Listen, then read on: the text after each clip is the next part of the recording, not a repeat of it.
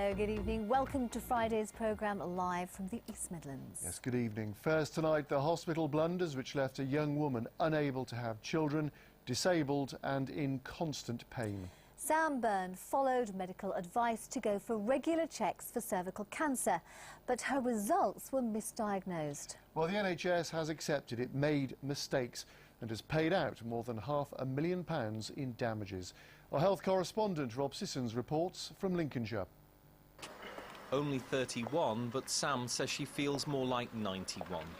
Left infertile because her cervical cancer wasn't diagnosed properly.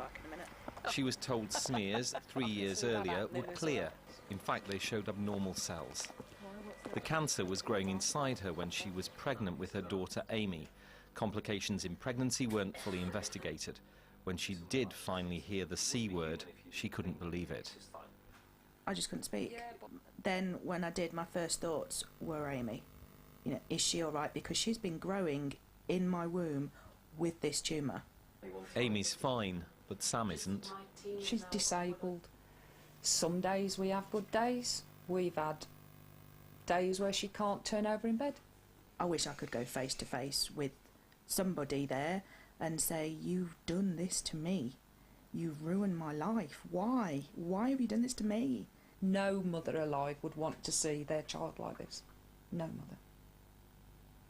It was in Peterborough that the smear tests were misreported. The Peterborough and Stamford Hospitals Trust said the Trust reviewed the reporting system as soon as the errors were known. The Trust laboratory was assessed by the East of England Quality Assurance Team and was found to meet and exceed national standards. A review of maternity services was also undertaken and significant alterations were made to policies. And the smears in 2001 actually show severe dyskaryosis. Her Leicester solicitor says it's shocking. The greatest tragedy is that there were 2 missed opportunities.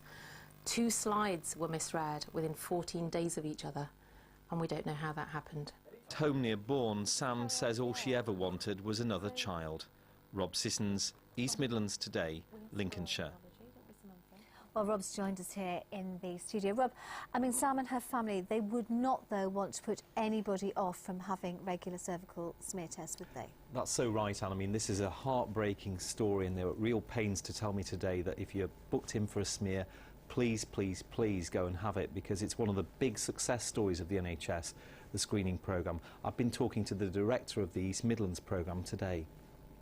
In one laboratory in the East Midlands, the numbers went up by 240%.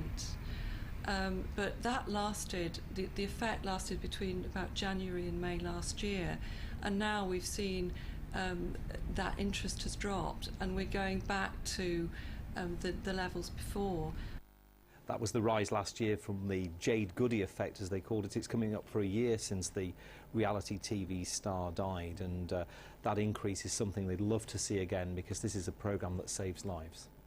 OK, Rob, thanks very much. You're watching East Midlands Today.